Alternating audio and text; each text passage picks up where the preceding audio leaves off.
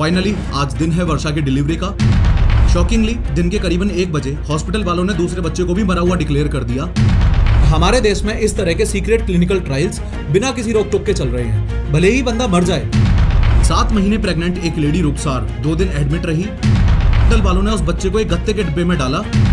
इन सारी बोतल्स में मौजूद खून को इस तरह सिंक में गिरा दिया जाता है, लेकिन डॉक्टर्स अपनी जेब भरने के लिए उस महिला को सी सेक्शन के नर्क में धकेल देते हैं। आज से करीबन 7 साल पहले 30 नवंबर 2017 को सुबह करीब 9 बजे आशीष कुमार और उसकी पत्नी वर्षा अपने जुड़वे बच्चों की डिलीवरी से पहले रूटीन चेकअप करवाने के लिए एक बहुत फेमस हॉस्पिटल में जाते हैं। ये फेमस हॉस्पिटल दिल्ली के शालीमार बाग में स्थित था। डॉक्टर चेकअप शुरू करता है और सोनोग्राफी के दौरान ही वर्षा को बताता है कि प्रेगनेंसी में कुछ कॉम्प्लिकेशंस हैं। मैं अपनी वाइफ को लेकर हॉस्पिटल गया, मैक्स हॉस्पिटल गया, तो उन्होंने कहा कि बच्चों की डिलीवरी करनी पड़ेगी। फिर उसके बाद हमने बोला ठीक है, आपको जो सही लगता है आप वो कीजिए। फॉलोइंग दिस वो उन्हें फोर्स करता है कि वर्षा को 9 महीने पूरे होने से पहले ही डिलीवरी करवानी पड़ेगी। डॉक्टर्स आशीष को ये भी बोलते हैं कि चूंकि बच्चे 9 महीने से पहले ही जन्म ले रहे हैं, इसलिए उन दोनों बच्चों को 4 दिन तक एक स्पेशल यूनिट में रखना पड़ेगा। मजबूरी का फायदा उठाते हुए उन हॉस्पिटल वालों ने उस स्पेशल यूनिट का 1 दिन का चार्ज बताया 1 लाख रुपए, जो कि नॉर्मली 5-10 हजार ही होता है। इन पेरेंट्स के पास कुछ और ऑप्शन तो था नहीं, इसलिए जैसे तैसे उधार लेकर इन्होंने पैसों का इंतजाम कर लिया। फाइनली आज दिन है वर्षा की डिलीवरी का, और अनफॉर्चुनेटली डिलीवरी के बाद आशीष और वर्षा को ऐसी न्यूज मिली जिसने उन्हें तोड़कर ही रख दिया। डिलीवरी के 5 मिनट बाद ही डॉक्टर्स ने उन जुड़वा बच्चों में से एक बच्चे को मरा हुआ डिक्लेयर कर दिया। शॉकिंगली दिन के करीबन 1 बजे हॉस्पिटल वालों ने दूसरे बच्चे को भी मरा हुआ डिक्लेयर कर दिया और दोनों ही बच्चों की बॉडीज को प्लास्टिक बैग में डालकर पेरेंट्स को हॉस्पिटल के पीछे के गेट से ऐसे सौंप दिया जैसे वो कोई नॉन लिविंग थिंग्स हैं। बताया कि डिलीवरी के वक्त एक बच्ची की मौत हो गई और 1 घंटे बाद दूसरे बच्चे को भी मृत बताकर उसके शव को पार्सल में पैक कर दिया गया। काश दिल्ली के इन हॉस्पिटल वालों ने बच्चों की बॉडीज को सही तरीके से चेक कर लिया होता, तो पेरेंट्स के साथ ये अजीब घटना ना होती। कौन सी अजीब घटना, ध्यान से सुनना। बेचारे पेरेंट्स आशीष और वर्षा अपने डेड डिक्लेयर ट्विंस को गाड़ी में लेके घर की ओर चल दिए। ये लाचार माँ बाप अंतिम संस्कार को ध्यान में रखकर घर की ओर बढ़ ही रहे थे कि अचानक हॉस्पिटल से सिर्फ 3 किलोमीटर की दूरी पर ही उस प्लास्टिक की थैली में हलचल सी होने लगती है। हलचल देखकर आशीष कुमार और उसके पापा कैलाश की सांसें रुक सी गईं। डरते डरते कैलाश ने उस थैली को खोलकर देखा तो उसके पैरों के नीचे से जमीन ही खिसक गई। उन ट्विंस में से एक बच्चा अभी भी जिंदा था, और जिस हालत में था उसका जिक्र अगर अपन ना ही करें तो बेहतर है। तो हमने देखा कि जो पैकेट में जिसमें उसको पार्सल में पैक कर रखा था, उसमें कुछ हलचल सी महसूस की हमने। उसमें देखा कि मतलब उसमें कुछ हलचल सी है, कुछ एक्टिविटी सी हो रही है उसमें। तो हमने जब पार्सल खोल के देखा तो बच्चा सांस ले रहा था। बिना किसी देरी के कैलाश और आशीष दोनों उस प्लास्टिक बैग में मौजूद बच्चों को किसी दूसरे पास के ही अस्पताल में लेकर जाते हैं। एक बच्चा तो उन दोनों में से मृत पाया गया, लेकिन दूसरे बच्चे में अभी जान बाकी थी। जिस बच्चे में जान बची हुई थी उसको 5 दिन तक वेंटिलेटर पर रखा गया। उसके बाद उस बच्चे ने भी वहाँ उस वेंटिलेटर पर ही दम तोड़ दिया। ऐसे ही आज से 1.5 साल पहले दिल्ली गवर्नमेंट के अंडर आने वाले एक लोकनायक हॉस्पिटल में एक वारदात हुई। 7 महीने प्रेग्नेंट एक लेडी रुखसार 2 दिन एडमिट रही। 2 दिन एडमिट रहने के बाद यानी कि 19 फरवरी को उसके बच्चे की डिलीवरी करवाई गई। डिलीवरी के तुरंत बाद ही डॉक्टर ने उस बच्चे को मरा हुआ घोषित कर दिया। आप विश्वास नहीं करोगे कि हॉस्पिटल वालों ने उस बच्चे को एक गत्ते के डिब्बे में डाला और इस तरह से सील पैक करके दे दिया। बेचारे माँ बाप बच्चे का फ्यूनरल करने के लिए उसे घर लेकर चले गए। बच्चे को दफनाने के लिए घर वालों ने कब्र भी खोद ली थी। जब उन्होंने डिब्बा खोला तो उनके होश ही उड़ गए, क्योंकि बच्चा जिंदा था और बाहर निकलने के लिए छटपटा रहा था। घर वाले जल्द से जल्द बच्चे को उसी हॉस्पिटल लेके पहुंचे, लेकिन हॉस्पिटल वालों ने बच्चे को एडमिट करने से मना ही कर दिया। सोचो, जिन डॉक्टर्स को हम भगवान मान रहे हैं उनमें से कुछ तो यमराज हैं, और जिन हॉस्पिटल्स की चकाचौंध और स्ट्रक्चर को देखकर स्वर्ग जैसा लगता है, असल में वो स्वर्ग पहुंचाने की जगह बन चुकी है। आज की इस 3D एनिमेटेड वीडियो में हम बड़े लेवल पर लेकिन सीक्रेटली हो रहे हॉस्पिटल स्कैम्स पर से पर्दा उठाएंगे। ऐसे रियल लाइफ इंसिडेंट्स को डिस्कस करेंगे जो हमें ये समझने में हेल्प करेंगे कि इन स्कैम्स को आखिर अंजाम कैसे दिया जा रहा है, एंड मोस्ट इंपोर्टेंटली ये भी समझेंगे कि आप अपने आप को और अपने परिवार को इन स्कैम से कैसे बचा सकते हो। लेकिन हर बार की तरह शुरू से शुरू करते हैं। साल 2021 में Asian journal of management and commerce नाम की एक जर्नल ने इंडिया में बढ़ते हेल्थ केयर फ्रॉड्स पर एक रिपोर्ट सबमिट की थी। इस रिपोर्ट के अकॉर्डिंग इंडिया में होने वाले 40% हॉस्पिटल स्कैम्स सरकारी अस्पतालों में किए जाते हैं और रिमेनिंग 60% स्कैम्स प्राइवेट अस्पतालों में किए जाते हैं। इस बढ़ते हुए हेल्थ केयर फ्रॉड का एक मेन रीजन है उन लोगों को निशाना बनाना जिन्होंने हेल्थ इंश्योरेंस ले रखा है। ध्यान से समझो कि हॉस्पिटल में एग्जैक्टली होता क्या है। इमेजिन करो, एक सिचुएशन है जिसमें इस पर्सन ए के साथ आप एक पेशेंट है और इसका इलाज करवाने के लिए ये हॉस्पिटल जाते हैं। हॉस्पिटल में रिसेप्शन पे इनसे पूछा जाता है कि इस पेशेंट का हेल्थ इंश्योरेंस है कि नहीं। अगर इस पर्सन ए ने ना बोल दिया तब तो समझ लो कि ये लोग बच गए, लेकिन अगर इस पर्सन ए ने ये बोला कि हाँ इस पेशेंट का हेल्थ इंश्योरेंस है तो समझ जाओ कि इस पेशेंट की वॉट लगने वाली है। अगर आपने गब्बर इज बैक मूवी देखी होगी तो आप ऑलरेडी रिलेट कर पा रहे होंगे कि मैं क्या कहना चाह रहा हूँ, क्योंकि हेल्थ इंश्योरेंस वाले पेशेंट का खर्चा इंश्योरेंस कंपनी को उठाना पड़ता है, इसलिए ऐसे केस में डायग्नोसिस और इलाज के टाइम पेशेंट इतना सोचता ही नहीं है और हॉस्पिटल वाले इस चीज का फायदा उठा लेते हैं। फॉर एग्जाम्पल, अगर किसी पेशेंट को पेट में दर्द है तो ना जाने उसे क्या क्या टेस्ट करवाने को बोल देंगे, क्योंकि जितने ज्यादा टेस्ट होंगे हॉस्पिटल वालों के लिए तो उतना ही ज्यादा फायदा है, ज्यादा बिल आएगा इज इक्वल टू ज्यादा पैसा मिलेगा। दिक्कत की बात यह है कि पेशेंट्स भी इस चीज को इस सोच के साथ सीरियसली नहीं लेते कि पैसा तो इंश्योरेंस कंपनी का लगेगा ना, अपने को क्या है भाई, पैसे भले ही इंश्योरेंस कंपनी दे, शरीर तो तेरा खराब हो रहा है ना, तेरी बॉडी को अननेसेसरी छेदा जा रहा है। इसी स्कैम को अच्छे से अंजाम देने के लिए हॉस्पिटल वाले एक और नए स्कैम को जन्म देते हैं और वो है एडमिशन स्कैम। एडमिशन स्कैम का मतलब है बिना किसी जरूरत के ही किसी भी पेशेंट को एडमिट कर लेना। इन दोनों ही स्कैम से रिलेटेड आपको एक रियल इंसिडेंट बताता हूँ कि कैसे इंश्योरेंस पॉलिसी की आड़ में लोगों को जबरदस्ती एडमिट करके उनसे पैसा वसूला जा रहा है। बात शुरू होती है 5 फरवरी 2020 से, जब हिमांशु सिंघल अपने बच्चे को दिल्ली के शालीमार बाग के एक फेमस हॉस्पिटल में लेकर गया। हुआ कुछ ऐसा था कि कुछ दिनों से उसके 2.5 साल के बच्चे को हल्का बुखार और लूज मोशन की शिकायत आ रही थी। रूटीन कंडीशन में एडमिट हुआ, कोई इमरजेंसी सिचुएशन नहीं थी।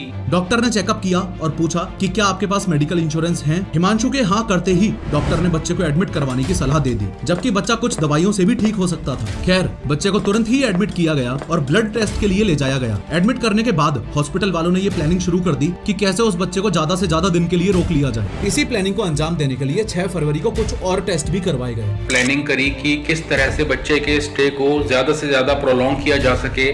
शॉकिंगली, टेस्ट करने वाले डॉक्टर ने दूर से ही बच्चे को देखकर ये बोल दिया कि बच्चे के एनल एरिया में कट्स लग रहे हैं, यानी कि फिशर्स हो रहे हैं, और बिना सोचे समझे उसे मोविकोल नाम की एक दवाई देने का ऑर्डर दे दिया। अब ये मोविकोल एक कॉन्ट्रा इंडिकेटेड दवाई है। इन्होंने एक कॉन्ट्रा इंडिकेटेड दवाई जिसका नाम मोविकोल है, जो कि लूज मोशंस को बढ़ाने के लिए यूज करी जाती है, वो प्रेस्क्राइब करी। कॉन्ट्रा इंडिकेटेड दवाई का मतलब ऐसी दवाई से होता है जो किसी एग्जिस्टिंग हेल्थ कॉम्प्लिकेशन को और ज्यादा सीवियर कर दे या फिर उसे और ज्यादा बढ़ा दे। फॉर एग्जांपल, इमेजिन करो आपको पीनट यानी कि मूंगफली से एलर्जी है और अगर कोई आपको पीनट बटर सैंडविच ही खिला दे तो वो आपके लिए जानलेवा साबित हो सकती है। यही काम मोविकोल ने उस बच्चे पर भी किया। चूंकि मोविकोल दवाई कॉन्स्टिपेशन को ठीक करने के लिए ही दी जाती है, मतलब ये कि मोविकोल भी लूज मोशंस ही क्रिएट करती है, इसलिए बच्चे की हालत और ज्यादा बिगड़ने लगी। हॉस्पिटल वाले यही नहीं रुके, उन्होंने मुंह से लेने वाली दवाई को उस बच्चे की नसों में डायरेक्टली ही उतार दिया। मेरे बच्चे को ओरल की जगह इंट्रावीनसली चढ़ा दिया, डायरेक्टली ब्लड स्ट्रीम में। बच्चे के शरीर में पानी की इतनी कमी हो गई कि वो सीवियर शॉक स्टेज में चला गया और उसे तुरंत ही आईसीयू में शिफ्ट करना पड़ गया। कुछ ही टाइम में बच्चे का लीवर ही फेल होने लग गया। अपनी गलती छुपाने के लिए हॉस्पिटल वालों ने हिमांशु सिंघल को उसी हॉस्पिटल की एक दूसरी ब्रांच में ले जाने को कहा। साथ ही हॉस्पिटल वाले उस छोटे से बच्चे का लिवर ट्रांसप्लांट करवाने के लिए प्रेशराइज करने लगे। अनफॉर्चुनेटली, एडमिट होने के 4 दिन बाद ही वो 2.5 साल का बच्चा हॉस्पिटल वालों की लालच की वजह से मौत के घाट उतर गया। मोरोवर, इस एडमिशन स्कैम की एक ग्राउंड रियलिटी और बताता हूँ। जैसे मान लो आप हॉस्पिटल में थर्सडे के दिन एडमिट हुए। अब ध्यान से इन डेज को समझना।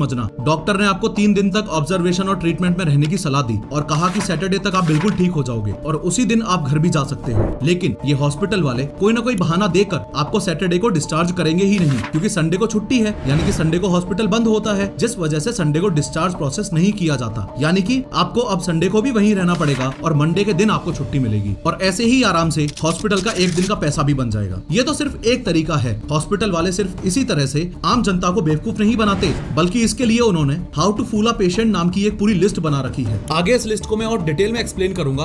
एक एक पॉइंट को ध्यान से सुनना और समझना, क्योंकि इन स्कैम्स से बचने का बेस्ट तरीका यही है कि इनसे आप अवेयर हो जाओ। अब ध्यान दो कि हॉस्पिटल में एंटर होने के बाद आप एक दो नहीं बल्कि टोटल 8 तरह के स्कैम्स का शिकार हो सकते हो। एक बार इस स्कैम की लिस्ट को देखो। पहला स्कैम तो था इंश्योरेंस पॉलिसी स्कैम और दूसरा था एडमिशन स्कैम। इसके अलावा तीसरा स्कैम है सिंक टेस्ट स्कैम, चौथा स्कैम है मेडिसिन स्कैम, पांचवा है ओवर प्राइसिंग स्कैम, छठा है प्रेगनेंसी स्कैम, सातवां है क्लिनिकल ट्रायल्स स्कैम और आखिरी है जबरदस्ती सर्जरी कर देने वाला scam, unnecessary surgeries scam. Insurance और एडमिशन स्कैम के बारे में तो हम डिटेल में बात कर चुके हैं।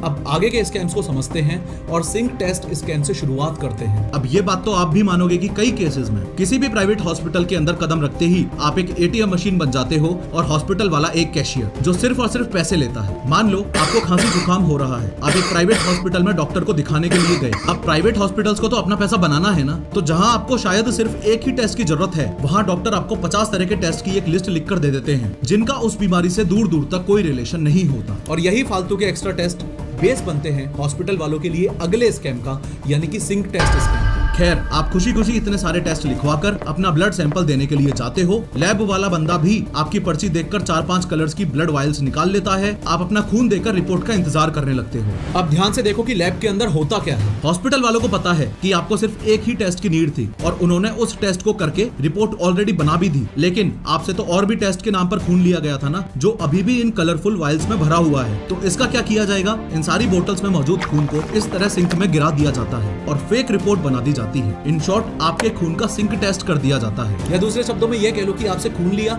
उसको सिंक में गिरा दिया और फेक रिपोर्ट जनरेट करके दे दी। ऐसा मैं नहीं कह रहा हूँ, बल्कि देश के मशहूर हार्ट डॉक्टर BM हेगड़े ने इस स्कैम का पब्लिकली पर्दाफाश करते हुए बताया है। डॉक्टर BM हेगड़े को देश का प्रेस्टिजियस अवार्ड पद्म विभूषण भी मिल चुका है। डॉक्टर BM हेगड़े ने साल 2015 में अपनी कुछ ऑब्जर्वेशंस भी पब्लिक की थी, जिसमें उन्होंने बताया था कि डॉक्टर्स अपने हॉस्पिटल मैनेजमेंट को खुश करने के लिए और उनकी जेबें भरने के लिए इस तरह की अनएथिकल प्रैक्टिसेस को अंजाम दे रहे हैं, और सिंक टेस्ट भी इस बड़े गेम प्लान का एक हिस्सा है। एनीवेज, पैसा कमाने के लिए डॉक्टर्स ऐसे टेस्ट तो लिखते ही हैं जिनका आपकी बीमारी से कोई रिश्ता ही नहीं है, लेकिन एक चीज और जो डॉक्टर्स करते हैं वो है सेटिंग वाली दवाइयां लिखना। सेटिंग वाली दवाई का मतलब है कि डॉक्टर वही दवाई लिखेगा जिस पे उसे सबसे ज्यादा कमीशन मिल रहा हो। मान लो आप कुछ हफ्तों से बीमार फील कर रहे हो और अपने पास ही के एक हॉस्पिटल में जाते हो। वहाँ आप एक जाने माने डॉक्टर को दिखाते हो। क्योंकि उस डॉक्टर के पास काफी ज्यादा पेशेंट्स आते थे, तो आपकी उम्मीद जग जाती है कि ये डॉक्टर आपको जल्दी से ठीक कर देगा। डॉक्टर ने चेकअप किया और कुछ टेस्ट करवाए। रिपोर्ट्स आने के बाद डॉक्टर ने आपको ये बताया कि आपको इन्फेक्शन हुआ है और उसके ट्रीटमेंट के लिए 1 हफ्ते की दवाइयां लिखकर दे दी। आप दवाई की दुकान पर गए तो पता चला कि डॉक्टर ने सारी ब्रांडेड दवाइयां ही दी हैं, जो कि काफी महंगी हैं। रात में आपने अपने एक दोस्त से बात की जो एक दवाई बनाने वाली कंपनी में ही काम करता था। दवाइयों के नाम सुनते ही आपके दोस्त ने आपको बताया कि ये सब टॉप टियर ब्रांडेड दवाइयां हैं, इसके आधे पैसों में तो जेनेरिक दवाइयां आ जाती। यहाँ आपके मन में एक सवाल आ रहा होगा कि ये ब्रांडेड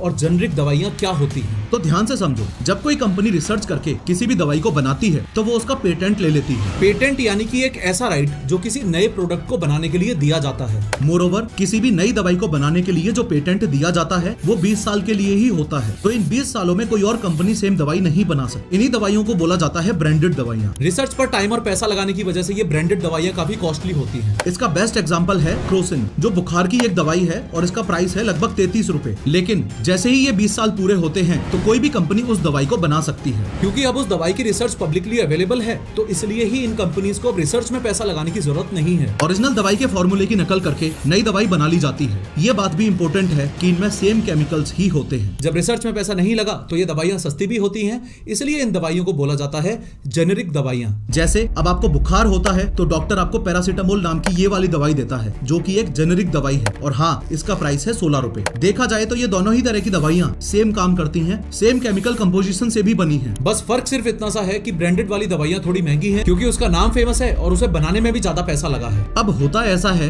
कि ये बड़े बड़े ब्रांड्स डॉक्टर्स को अपनी दवाइयाँ बेचने का कमीशन देते हैं। ये कमीशन कैश में भी हो सकता है और AC, TV, मोबाइल या फिर कोई ट्रिप के तरीके से भी हो सकता है। इनफैक्ट हेल्थ मिनिस्ट्री ने प्रेस इन्फॉर्मेशन ब्यूरो की मदद से बार बार डॉक्टर्स को ये भी सलाह दी है कि वो ब्रांडेड दवाइयाँ लिखने की बजाय जेनेरिक दवाइयाँ लिखें, और इसका रिसेंट सर्कुलर 28 जुलाई 2023 को ही जारी किया गया था। फिर भी सभी डॉक्टर्स भगवान थोड़ी हैं।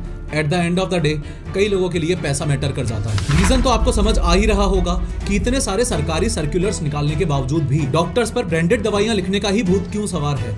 ये मेडिसिन स्कैम अपने देश में बहुत बड़े लेवल पर चल रहा है। अब देखो, हॉस्पिटल सबसे बड़ी धांधली जहां करते हैं वो है दवाइयों की प्राइसेस पर। लूट के इस हथियार को अच्छे से समझते हैं और इस खेल के अंदर चल के देखते हैं। ये स्कैम भी 2 तरह से किया जा सकता है। पहला तो दवाइयों के बढ़ते हुए रेट्स के जरिए, और दूसरा किसी भी अनयूज्ड चीज का प्राइस चार्ज करके। एक एक करके दोनों ही कैटेगरीज को समझेंगे, पर शुरुआत बढ़े हुए रेट्स वाली कैटेगरी से करेंगे। कभी आपके साथ ऐसा हुआ है कि आप खुद को दिखाने के लिए एक डॉक्टर के पास गए और जो दवाइयां उसने लिखी वो आपको उस हॉस्पिटल से ही खरीदनी पड़ी? टेक्निकली डॉक्टर जो भी दवाइयां लिखता है, पेशेंट उन दवाइयों को कहीं से भी खरीद सकता है, लेकिन मैक्सिमम टाइम्स हॉस्पिटल्स उसे ऐसा नहीं करने देते। ये लॉ के अगेंस्ट है, लेकिन मैक्सिमम टाइम्स यही होता है। इनफैक्ट जब डॉक्टर आपकी पर्ची में दवाइयां लिख देता है तो घंटी बजाकर अपने असिस्टेंट को बुलाता है। ये असिस्टेंट आपकी पर्ची लेकर जाता है और उसका सिर्फ एक ही डेस्टिनेशन होता है, हॉस्पिटल की फार्मेसी, जहां वो आपको जबरदस्ती दवाइयां दिलवाता है। ऐसा होता क्यों है वो भी समझो। जब भी हॉस्पिटल वाले किसी दवाई बनाने वाली कंपनी से दवाइयों की डील करते हैं तो ये देखते हैं कि किस कंपनी की दवाई का प्राइस सबसे ज्यादा है और किस दवाई पर प्रॉफिट मार्जिन सबसे ज्यादा मिल रहा है, और फाइनली उस दवाई को चूज कर लिया जाता है। जैसे मान लो किसी कंपनी ने बुखार की एक दवाई बनाई जिसकी कॉस्ट उसे पड़ी 1 रुपए।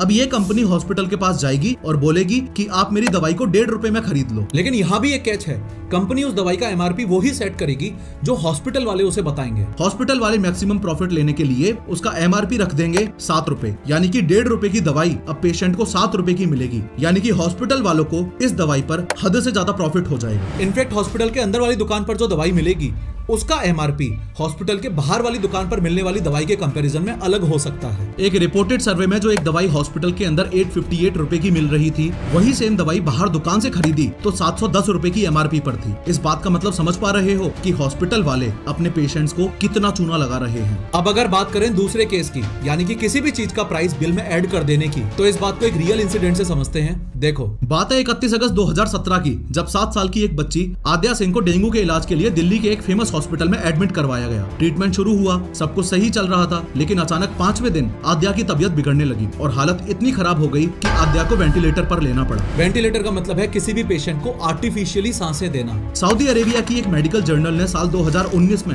वेंटिलेटर पर सर्वाइवल की एक स्टडी की थी, जिसके मुताबिक वेंटिलेटर पर जाने के बाद 37% अडल्ट पेशेंट और 17% चाइल्ड पेशेंट्स सर्वाइव ही नहीं कर पाते हैं। इवन जनरल परसेप्शन भी यही है कि वेंटिलेटर पर जाने के बाद इंसान के बचने के चांसेस काफी कम हो जाते हैं। खैर, वेंटिलेटर पर रखने के बाद हॉस्पिटल वालों ने आद्या के माँ बाप को इन्फॉर्मेशन देना ही बंद कर दिया। इनफैक्ट पेरेंट्स के बार बार बोलने पर भी हॉस्पिटल वाले उन्हें आद्या के जिंदा होने की कोई भी रिपोर्ट शेयर नहीं कर रहे थे। और फिर अनफॉर्चुनेटली एडमिट होने के 14 दिन बाद आद्या की मौत हो गई। अति तो तब हो गई जब आद्या के पापा जयंत सिंह को इन हॉस्पिटल वालों ने 16 लाख रुपए का बिल थमा दिया। बिल देखकर जयंत सिंह के होश ही उड़ गए, क्योंकि बिल के हिसाब से उस 7 साल की बच्ची के ट्रीटमेंट के दौरान उसे 660 सिरिंजेस लगाई गई थी, यानी कि हर रोज लगभग 40 इंजेक्शंस। इसके अलावा जो ब्लड टेस्ट बाजार में 70 रुपए में ही हो जाता है, उसके लिए हॉस्पिटल वालों ने जयंत सिंह से 5400 रुपए चार्ज कर रखे थे। और हद तो तब हो गई जब 15 दिन के इस पूरे ट्रीटमेंट में 2700 ग्लव्स जो हॉस्पिटल स्टाफ यूज करता है उसका भी पैसा चार्ज किया गया था। Gloves and 660 syringes were added to the bill.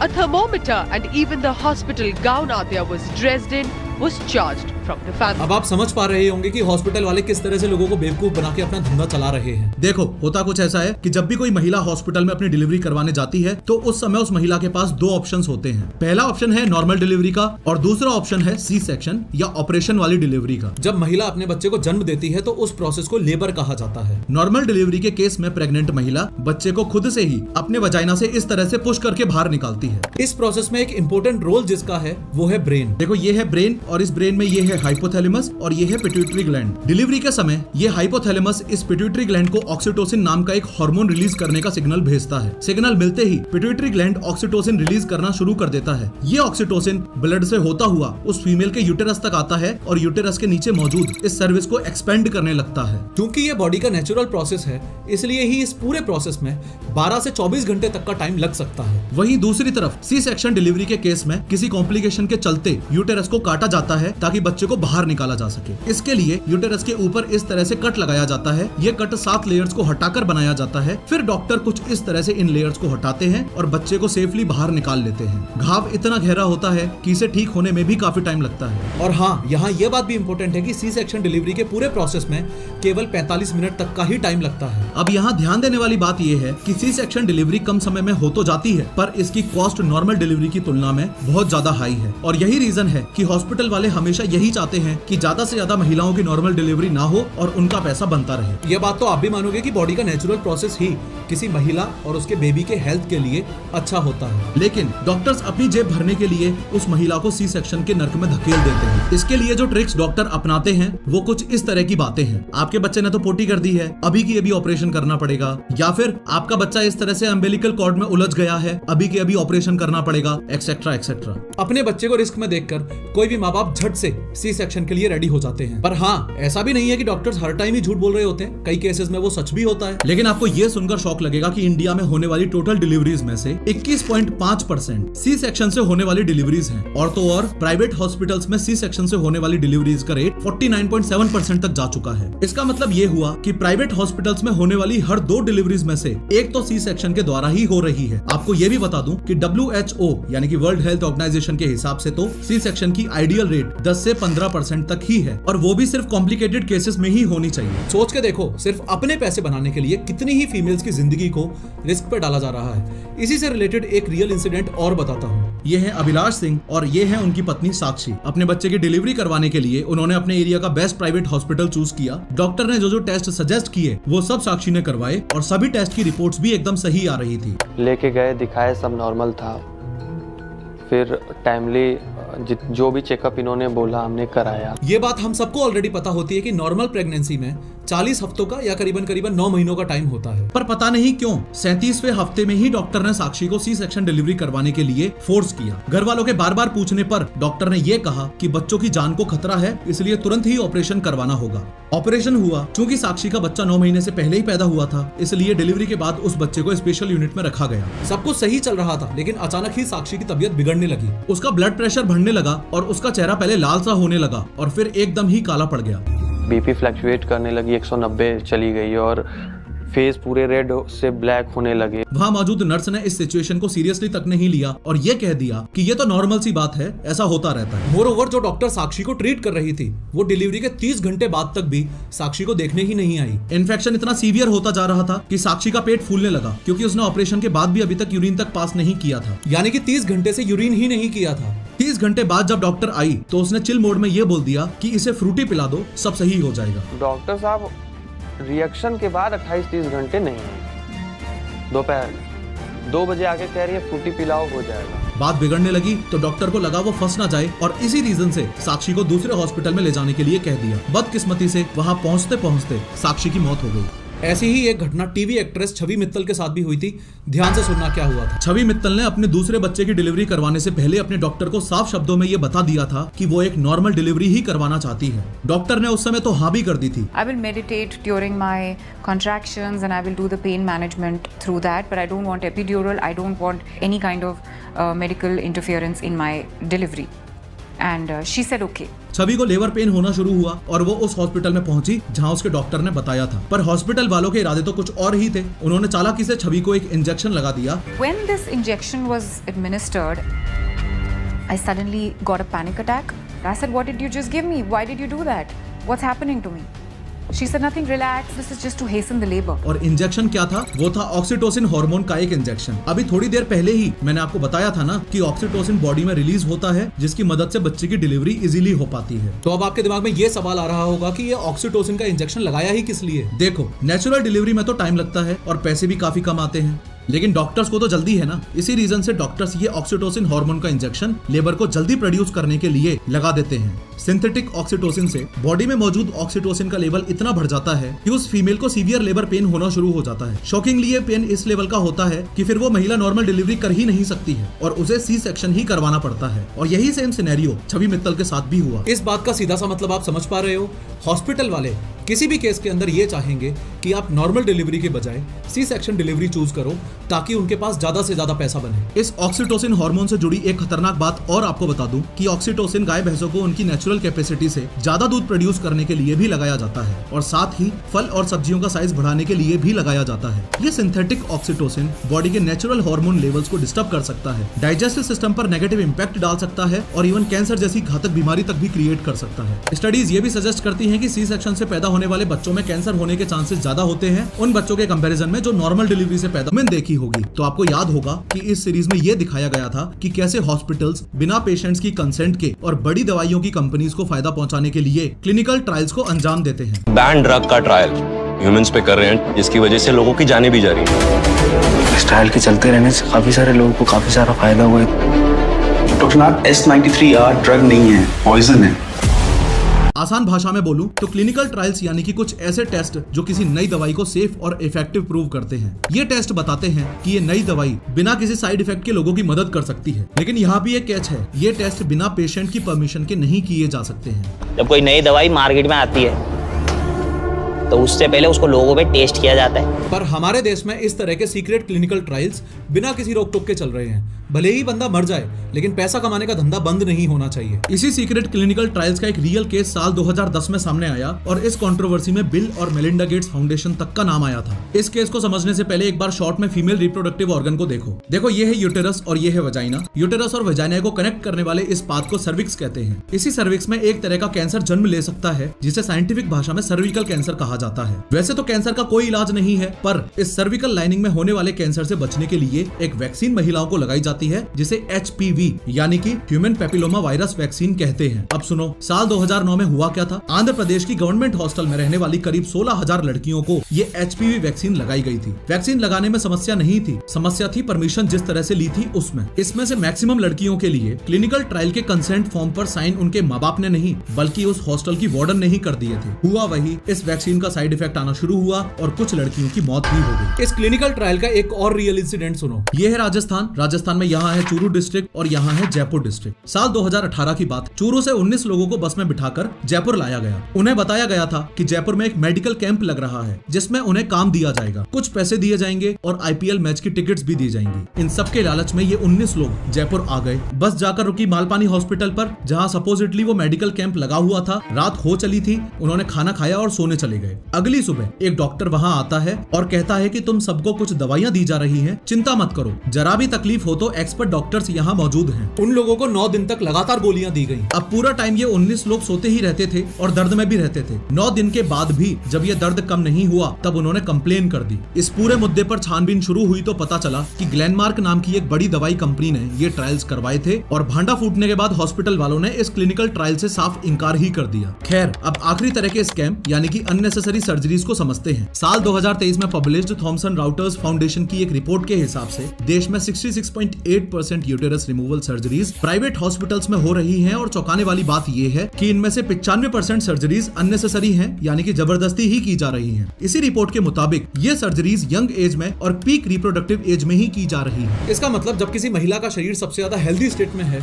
Hospital वाले उसी समय उसको जानलेवा स्टेट में फेंक रहे हैं। हालत इतनी खराब हो चुकी है कि साल 2020 में published national family health survey के हिसाब से तो देश की 15 से 49 साल की करीब 3.3% फीमेल्स के यूटरस निकाले जा चुके हैं। सिचुएशन कितनी क्रिटिकल है आप समझ पा रहे होंगे। इस फिजूल में होने वाली सर्जरी का एक और रियल इंसिडेंट सुनो। बात है साल 2010 की। उत्तर प्रदेश के बरेली में रहने वाली ये सबीहा हामिद अपने बच्चों की डिलीवरी करवाने के लिए इस डॉक्टर M खान हॉस्पिटल में एडमिट हुई। हॉस्पिटल वालों ने ये विश्वास दिलाया था कि उनके हॉस्पिटल में सबीहा को बेस्ट मेडिकल फैसिलिटीज मिलेंगी और डिलीवरी भी एकदम कंफर्टेबली होगी। एडमिट होते वक्त सबीहा की कंडीशन एकदम नॉर्मल थी। डॉक्टर ने चेकअप करने के बाद लगभग दिन के 3 बजे सी सेक्शन डिलीवरी की सलाह दी, लेकिन सबीहा की फैमिली और हस्बैंड ने इस ऑपरेशन के लिए कंसेंट नहीं दिया। सबीहा को लेबर रूम में ले जाया गया और कुछ ही सेकंड्स बाद उसे ऑपरेशन थिएटर में शिफ्ट कर दिया गया। सबीहा को कुछ इंजेक्शंस लगाए गए और वो बेहोश हो गई। उसके बाद डॉक्टर्स ने बिना कंसेंट के ही उसकी सी सेक्शन डिलीवरी कर दी। फाइनली हॉस्पिटल वाले तो अपना पैसा बनाने का दाव खेल चुके थे। खैर, डिस्चार्ज होने के बाद सबीहा को कंटिन्यू पेट में दर्द होना शुरू हो गया। जितनी बार भी सबीहा डॉक्टर के पास गई, हर बार उन्होंने सेम ही जवाब दिया कि ये दर्द ऑपरेशन की वजह से हो रहा है, ये एकदम नॉर्मल सी बात है और कुछ दिनों में ठीक हो जाएगा। दिन ब दिन दर्द बढ़ता ही जा रहा था और अलग अलग डॉक्टर्स को दिखाने के बावजूद भी कोई सॉल्यूशन नहीं मिल पा रहा था। अंत में सबीहा लखनऊ के एक हॉस्पिटल में एडमिट हुई। इन्वेस्टिगेशन के बाद पता चला कि उसके पेट में एक कॉटन का बंडल था जो उस दर्द की वजह बन रहा था। एनीवेज, फर्जी सी सेक्शन और यूटेरस रिमूवल के अलावा हार्ट में स्टेंट डालना, नी या घुटना रिप्लेसमेंट करना, कैंसर सर्जरीज करना या IVF ट्रीटमेंट करना भी मैक्सिमम केसेस में रिक्वायर्ड ही नहीं होता है। फिर भी डॉक्टर्स पैसा बनाने के लिए इन सबको अंजाम दे देते हैं। और हाँ, एक चीज और बताता हूँ, फिजूल की गई सर्जरीज के अलावा हॉस्पिटल वाले कई बार गलत सर्जरीज भी कर देते हैं। गलत यानी कि बंदा करवाने तो किसी और पार्ट का ऑपरेशन गया था पर डॉक्टर ने किसी और ही पार्ट का ऑपरेशन कर दिया। डॉक्टर्स भी लाइक, अरे ये भी निकाल देता हूँ और ला ये भी निकाल देता हूँ। इसी से रिलेटेड एक रियल इंसिडेंट सुनो। हुआ कुछ ऐसा था कि 23 जून 2023 को हरि मोहन और उसकी पत्नी अपने 2.5 साल के बच्चे को बरेली के इस डॉक्टर M खान हॉस्पिटल में लेकर पहुंचे। बच्चे को तुतलाने की प्रॉब्लम थी जिसका रीजन था टंग टाई। टंग टाई एक ऐसी कंडीशन है जहां एक बच्चे की जीभ इस तरह से चिपकी रहती है जिसकी वजह से जीभ का मूवमेंट कम हो जाता है। एक बार इस जीभ को देखो और अब इस जीभ को देखो। आप देख पा रहे होंगे कि इस राइट साइड वाली जीभ और तलवे के बीच में ये जो एक्स्ट्रा फाइबर है, इसकी वजह से ही जीभ का मूवमेंट रुक जाता है। नॉर्मली हम लोगों में ये एक्स्ट्रा फाइबर नहीं नहीं होता है। इस एक्स्ट्रा फाइबर की वजह से ही बच्चा सही से नहीं बोल पाता है और तुतलाने लगता है। इसको ठीक करने के लिए एक छोटा सा ऑपरेशन करना होता है, जिसमें डॉक्टर इस एक्स्ट्रा फाइबर को कैंची से इस तरह से काट देता है। तो प्रॉब्लम तुतलाने की थी, ऑपरेशन जीभ का ही करना था। ऑपरेशन के जस्ट पहले हॉस्पिटल वालों ने हरिमोहन को साइन करने के लिए कुछ पेपर्स दिए। उन पेपर्स में इंग्लिश में लिखा हुआ था और चूंकि हरिमोहन को इंग्लिश नहीं आती थी तो उसने ये बात डॉक्टर को बताई और पूछा कि पेपर्स में क्या लिखा है। डॉक्टर ने इस बात को टालते हुए कह दिया कि इसमें कोई खास बात नहीं है, तुम तो बस साइन कर दो। ऑपरेशन हुआ और बच्चे को वार्ड में शिफ्ट भी कर दिया गया। थोड़ी देर बाद ही जब इस 2.5 साल के बच्चे को गर्मी लगने लगी तो उसकी माँ ने बच्चे के कपड़े खोल दिए। कपड़े खोलते ही उसकी माँ की आंखें फटी की फटी रह गईं। बच्चे के प्राइवेट एरिया पर एक पट्टी बंधी हुई थी। पूरे हॉस्पिटल में हंगामा मच गया क्योंकि इस बच्चे का खतना या सर्कमसिजन कर दिया गया था। इसी केस की वजह से डॉक्टर एम खान हॉस्पिटल का लाइसेंस सस्पेंड कर दिया गया था। जांच में ये सामने आया था कि अस्पताल के प्रशासन की लापरवाही सामने आई थी, जिसके चलते अस्पताल का लाइसेंस सस्पेंड कर दिया गया है। कोई भी ओपीडी नहीं चालू की जाएगी और ना ही कोई भी मरीज एडमिट किया जाएगा। अब एक बड़ा सवाल यहाँ ये उठता है कि ऐसा हो क्यों रहा है। इसके पीछे 2 बड़े कारण हैं। पहला है कोई भी स्ट्रिक्ट मॉनिटरिंग बॉडी का ना होना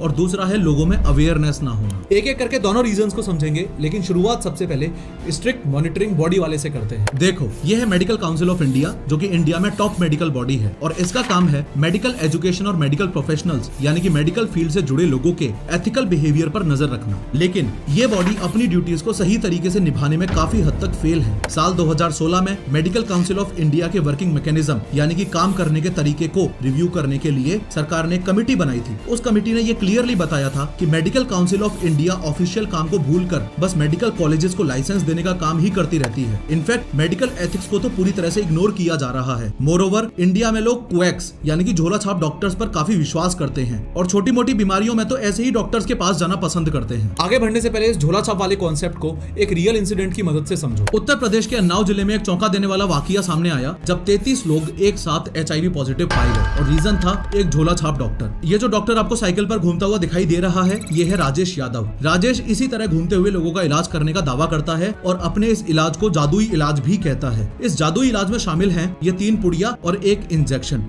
ये बताओ छोटू, तुम कब गए रहे उस डॉक्टर के पास, कब गए थे? 1 साल हुआ है। तो तुमको कोई इंजेक्शन लगाया गया था? हाँ, इंजेक्शन लगाया था, दवा भी दी थी 3 खुराक। और इस जादुई इलाज की सबसे खतरनाक बात यह है कि ये डॉक्टर इस इंजेक्शन में इस्तेमाल होने वाली सिरिंजेस को पानी से धोता है और अपने पेशेंट्स को लगा देता है। आई होप ये बात हम सबको ही पता है कि एक ही सिरिंज को बार बार यूज नहीं करना होता है, पर शायद इस डॉक्टर ने ये सोचा कि सिरिंज भी कपड़े जैसी ही होती है, बस धो लो और फिर से पहन लो। इस बंदे ने सभी लोगों को एक ही सिरिंज से इंजेक्शन लगाया, जिसकी वजह से लगभग 33 लोगों को HIV एड्स जैसी खतरनाक बीमारी हो गई।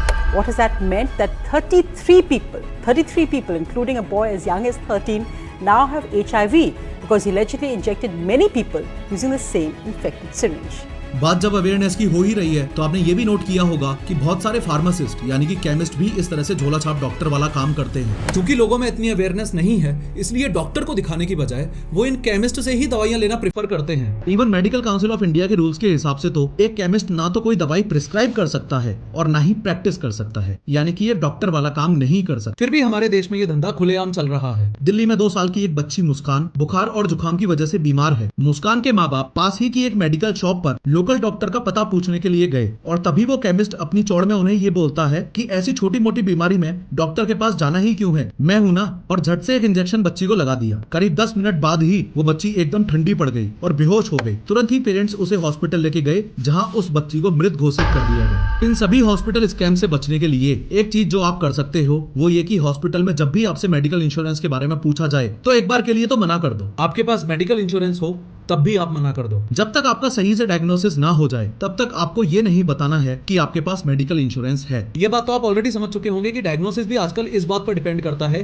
कि किस बंदे से कितना पैसा निकालना है। जिन केसेस में इमरजेंसी नहीं है उन केसेस में आप 3 से 4 जगहों से डायग्नोज करवाओ ताकि सही बीमारी का पता लगाया जा सके। एक चीज और जो आप कर सकते हो वो ये कि किसी डॉक्टर को अपनी जान पहचान में रखो ताकि वो आपको सही से गाइड कर सके और आप इस तरह के स्कैम के दलदल में फंसने से बच सकते हो। इसके अलावा ओवर चार्जिंग वाली प्रॉब्लम से बचने के लिए हमेशा हॉस्पिटल वालों से अपना आइटमाइज्ड बिल मांगो। आइटमाइज्ड बिल में आपको हर उस चीज की डिटेल मिल जाएगी जिसके लिए आपसे पैसे लिए गए हैं, जैसे डॉक्टर्स की फीस, टेस्ट चार्जेस, दवाइयाँ और ट्रीटमेंट्स। हर आइटम का अपना एक कोड होता है जो आपको ये बताता है कि आपने कौन सी सर्विसेज ली हैं और उन सर्विसेज के लिए आपसे कितना कितना पैसा लिया गया है। कई बार आपके हॉस्पिटल बेड टेबल के अंदर कुछ दवाइयाँ और सामान होता है, जनरली वो लॉक्ड भी होता है, लेकिन फिर भी हॉस्पिटल वाले उसका पैसा आपके बिल में जोड़ देते हैं। मतलब आपने यूज भी नहीं किया, वो सामान आपका है भी नहीं, फिर भी आपको उसके लिए पे करने के लिए बोला जाता है। कोई ना, अगर ऐसा कुछ हॉस्पिटल वाले करते हैं तो ऑब्जेक्शन करो, उस आइटम को अपने बिल से हटवाओ, हक है आपका। खैर, मैं इस बात से पूरी तरह एग्री करता हूँ कि मैक्सिमम डॉक्टर्स स्कैमर नहीं हैं, लेकिन जो स्कैमर्स हैं उन अनएथिकल डॉक्टर्स की वजह से ही पूरी डॉक्टर कम्युनिटी का नाम खराब हो रहा है। डॉक्टर्स को अपनी मॉरल रिस्पॉन्सिबिलिटी को समझना होगा और बिना किसी लालच के पेशेंट्स का इलाज करना होगा, क्योंकि जिस प्रोफेशन को दुनिया का सबसे नोबल प्रोफेशन माना जाता है,